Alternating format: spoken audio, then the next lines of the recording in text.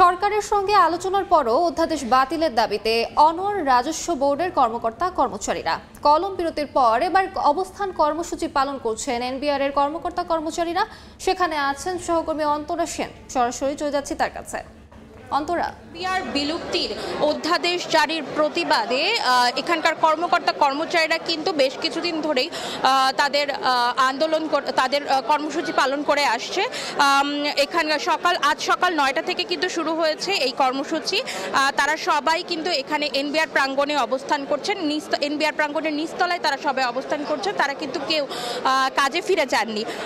গতকাল মঙ্গলবার এখানকার কর্মকর্তা কর্মচারীরা অর্থ উপদেষ্টা সালেউদ্দিন আহমেদ সহ ঊর্ধ্বতন কর্মকর্তাদের সঙ্গে কিন্তু দেখা করেছেন। এনবিআর সংস্কার ঐক্য পরিষদের 13 সদস্যের একটি প্রতিনিধি দলের সঙ্গে কিন্তু অর্থ বিভাগের সম্মেলন কক্ষে অর্থ উপদেষ্টা ও দুজন উপদেষ্টার উপস্থিতিতে একটি সভা অনুষ্ঠিত হয়েছে। বৈঠক শেষে কিন্তু এনবিআর সংস্কার ঐক্য পরিষদ দাবি করেছেন যে তাদের এই বৈঠক কিন্তু ফলপ্রসূ হয়নি।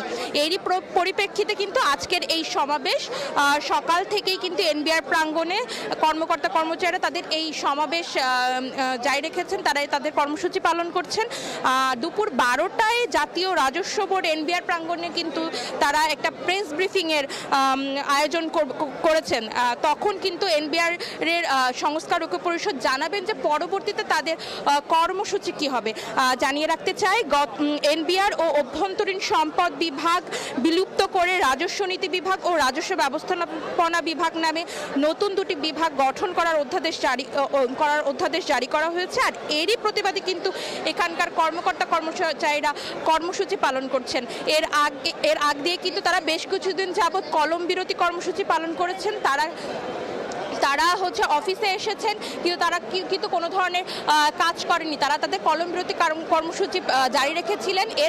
এরপরই কিন্তু তারা অর্থ উপদেষ্টার সঙ্গে তারা বৈঠকে যান, কিন্তু তাদের ওই বৈঠকে কোনো ফলপ্রসূ বৈঠক না হয়। তারা কিন্তু এখন পরবর্তী কর্মসূচিতে কি যাবেন আমরা কিন্তু জানতে পারবো দুপুর 12টার প্রেস ব্রিফিংয়ে।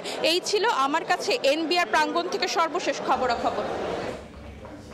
সরাসরি যুক্ত ছিলাম এনবিআর কার্যালয়ে।